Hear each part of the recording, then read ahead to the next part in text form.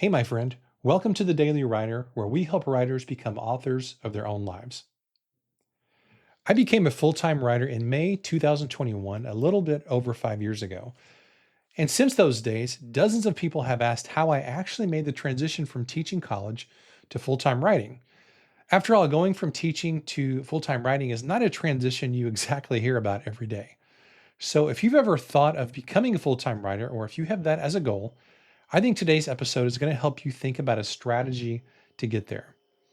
And on this episode, I want to share some big principles that I followed in making this transition, as well as three conditions that had to be true before I made the leap. First of all, let's talk about three really important principles. Number one is that my burning desire was to leave my college job and build a business. Now, sometimes when people ask me how I made the leap, I tell them that it was desperation because they look at the fact that I was a teacher and they think, well, how did you actually go from being a teacher to having your own full-time business as a writer? Because that seems like that would involve a lot of, strategy or super high intelligence or some sort of thing that's really unusual, which um, obviously it does involve some intelligence. At least I hope it does. And does involve strategy, of course, which I'll get into a little bit more in a couple moments. But more than anything, this transition was driven by desperation. And I'm not kidding about that at all. Back in 2015 or so, our college began to go into a steep decline. Our student enrollment was shrinking, and I knew that in the next few years, the college was probably going to close. So, ironically, it actually closed a year after I left. Rather, it merged with another school. I would consider it that another school actually took over our school. It wasn't really a merger, but that's beside the point. So, I got out just in time because the school closed in spring of 2022. So I did just get out in time. And that's not a disparagement on the school, by the way. I love teaching there. I truly loved my job, but it was just a financial reality.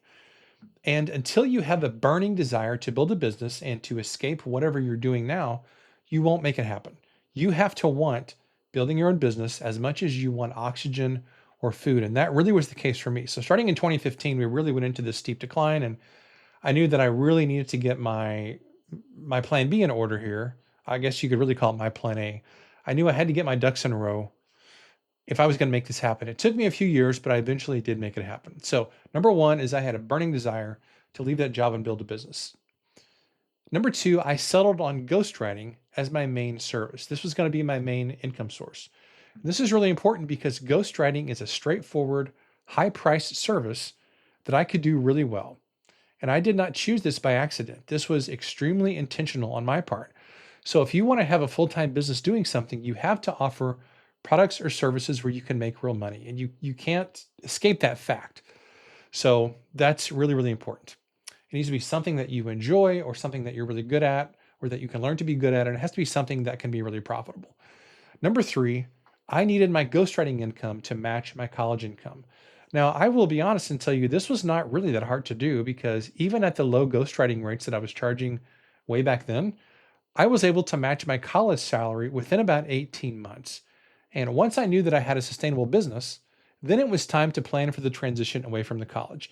And just given those overall principles that I laid out, after that, my wife and I agreed that there were three conditions that had to be true in order for me to officially quit my job, give notice there, and then go into my business full time. Condition number one was that we had to have at least 6 months of savings in the bank. And this is just a really basic Dave Ramsey principle that's super useful. And my wife insisted on this. Well, insisted maybe isn't the right word, but this isn't, by the way, just as a side note, this transition was not something that I decided to do on my own. This was very much something that my wife and I had to be in total and complete agreement on before I made this happen. So we both agreed we've got to have 6 months of savings in the bank. That just seemed like a wise thing to do. Number two, I needed to have 6 months of consistent client work that I had done before I was going to officially quit my college job. Now, I actually had quite a bit more than 6 months of consistent client work that I'd done. But the basic idea here was that there had to be a proven, repeated demand for my services, not just a one-off random client that I got because I was lucky. And then finally, number three, I also had to have 6 months of client work lined up in the pipeline. So I figured that if I had 6 months of client work lined up, I could probably find more clients, even if I later on ran into a dry spell. The short story here is that I approached this decision really logically. Quitting my college job and going full time in my business was not a matter of guesswork, but it was a matter of careful and strategic planning. Now, I understand, I'm kind of in my head hearing the chorus of people who have worked W 2 jobs their whole lives, and they will say, "Oh, Kent, but that sounds so risky." But I'm going to totally disagree with you. I think it's actually the opposite.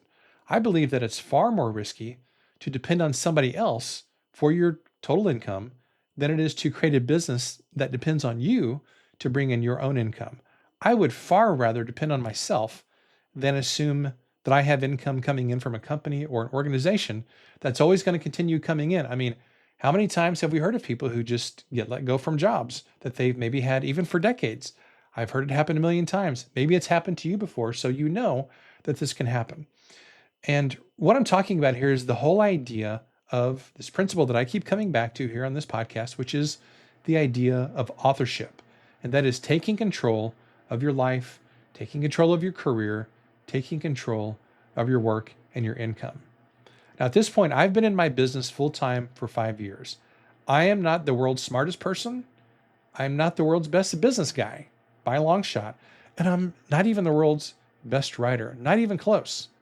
However, the thing is, I have approached my business in a strategic and measured way that minimizes my risk while also trying to maximize my income and my opportunities. And I promise you, if I can do it, you can do it too. I am an introvert who worked in the nonprofit and education space for a long time. Those are two industries that are not known for business thinking. And again, I'm an introvert.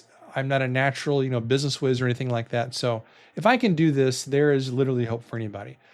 Bottom line is that I just wanted this really, really bad. And I was willing to do basically anything I needed to do to escape a job that I knew was going to end eventually. And I thought, well, I've got to make another plan here. And that's how I got into this whole ghostwriting thing, honestly. And I will always be grateful for this because it's changed my life in a whole bunch of different ways. So I hope that this is helpful to you. If you have thought of becoming a full-time writer, or if you've thought about getting into ghostwriting, these are some principles that I believe can really, really help you make that transition. Hey, thanks for listening today. I hope this was helpful. Keep writing, keep showing up, and I'll see you tomorrow.